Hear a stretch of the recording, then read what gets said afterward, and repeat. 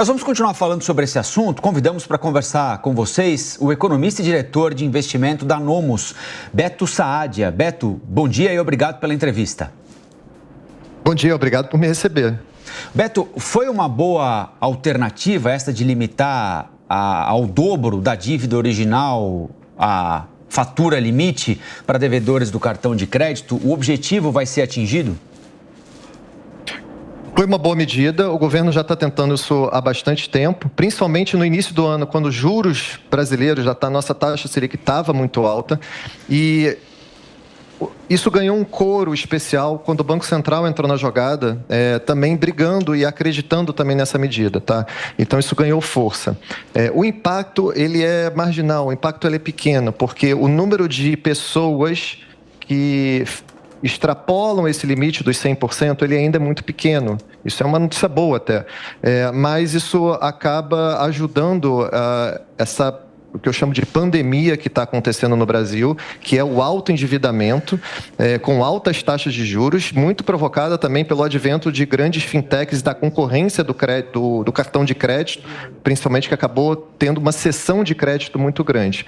O que a gente vive no Brasil é um problema grave de endividamento, mais de metade das famílias estão endividadas. Se você pegar especificamente o cartão de crédito, há um endividamento, mais da metade também dos detentores dos cartões de crédito, eles estão endividados, estão com dívidas, estão devendo a esses bancos, e isso se piorou a partir do momento que a gente teve uma alta de taxa de juros muito agressiva nos últimos 2 anos, ou seja, essa dívida ficou muito cara e praticamente impagável. Então isso acaba ajudando o detentor, o consumidor, né, o detentor desse cartão, com que isso não vire uma bola de neve, apesar da gente saber que aquela parcela de clientes que extrapola os 100% de juros ainda é uma parcela pequena, mas mesmo assim é uma boa notícia, e isso faz parte também de todo aquele arcabouço do programa Desenrola, que também tem outras medidas interessantes para a economia.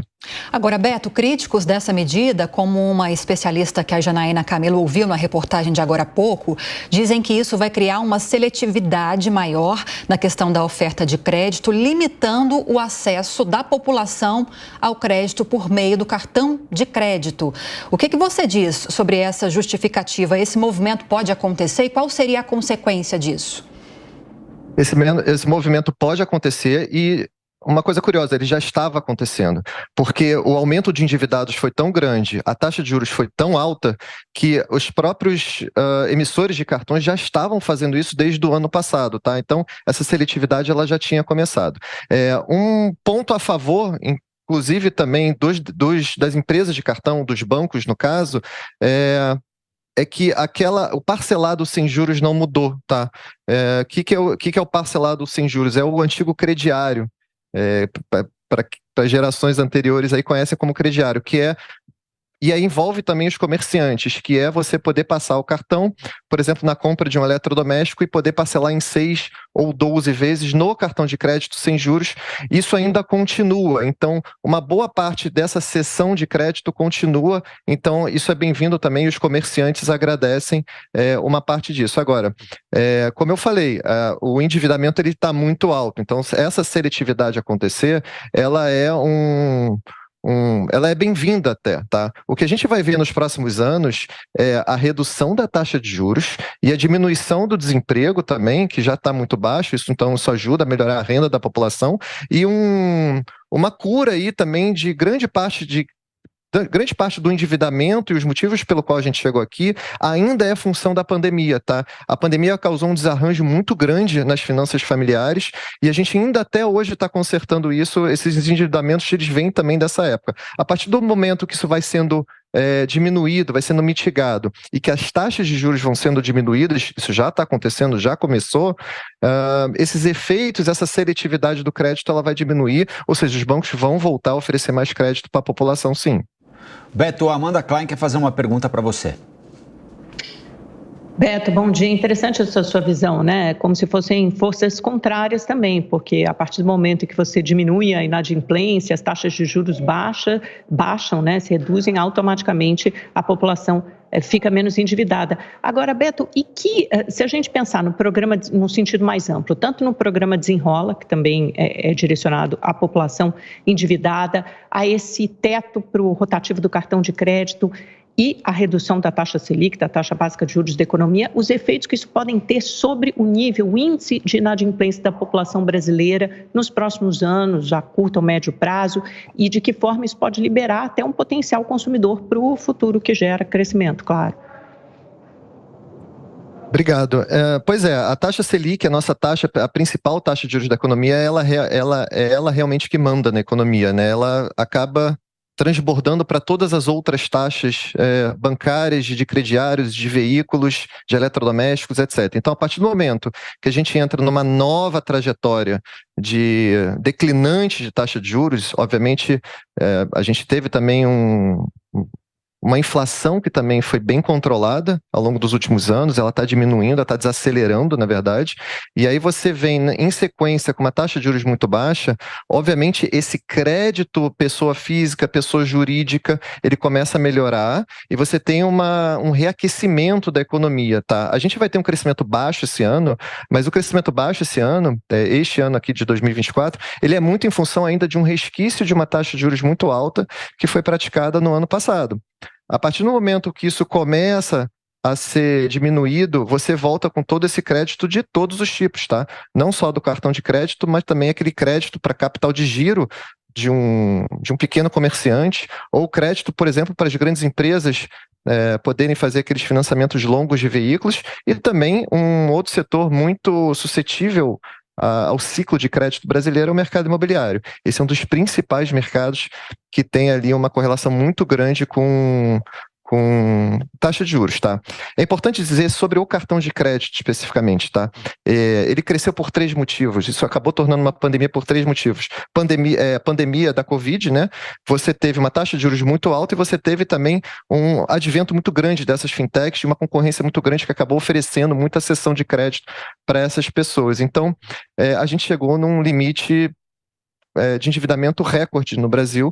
Isso precisa de alguma forma ser mitigado ou por decisões do governo, mas também por decisões macro, conjunturais, que já está acontecendo, e a gente acredita que esse declínio da taxa de juros nos próximos anos, ele vai dar uma desafogada nessa inadimplência, tanto pessoa física, tanto pessoa jurídica, e também falando de governo, né? A gente espera também que dê uma desafogada na própria dívida do governo. Você tem essas 3 esferas acontecendo e muito endividadas nesse momento de taxa de juros muito alta que a gente viveu pós-pandemia. Beto, o Cláudio Dantas participa da conversa também. Beto, bom dia. Você falou do crediário, eu sou da época do cheque pré. E parece que é cultural essa coisa de você parcelar compra em 10 vezes. Mas a prática mundial é de 3 vezes. Não seria o caminho de se praticar nesse tipo de parcelamento de cartão de crédito, no máximo 3 vezes, justamente, ou um meio do caminho, para você evitar esse risco muito mais alto que acaba encarecendo o crédito? Boa pergunta. Isso foi o grande tema dessa briga entre Banco Central, Conselho Monetário e os bancos, tá? Quando você limita de 12 para 3, por exemplo, na verdade o que você está limitando é exatamente essa cessão de crédito. Os bancos não querem isso. Os bancos queriam que não se mexesse justamente nesse tal do parcelado sem juros que envolve também os comerciantes.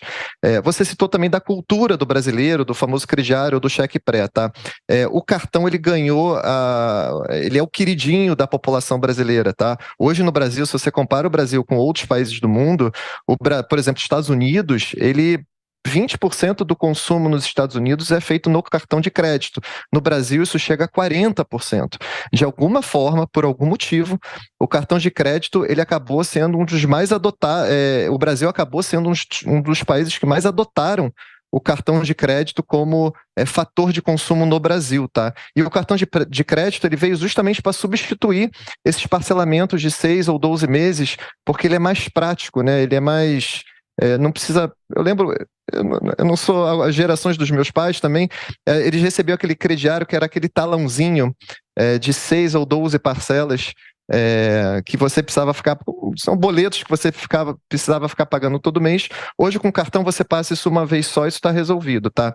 Mas, vamos lá, respondendo mais objetivamente, se você reduz para 3 vezes, por exemplo, o limite máximo de parcelamento, você acaba limitando o crédito para grande parte de produtos que são um pouco mais caros para a população e que elas não podem pagar no 3 vezes, tá? Por exemplo, como eletrodomésticos mais caros, geladeira, máquina de lavar roupa, e principalmente também veículos automotores, como motos e até carros, por exemplo, em alguns casos até já está se pagando no cartão de crédito, tá? Para aqueles que têm, obviamente, o crédito aprovado pelos bancos. Mas quando você limita para 3 vezes, você acaba limitando uma ampla gama de produtos, principalmente de linha branca, eletrodomésticos mais caros, e aí você acaba dando uma contração no crédito muito grande para isso. Os bancos não queriam isso. Muito bem, nós conversamos com o economista e diretor de investimentos da Nomus, Beto Saadia. Beto, muito obrigado pela entrevista e até uma próxima. Até a próxima, feliz ano novo. Para nós. Feliz ano novo.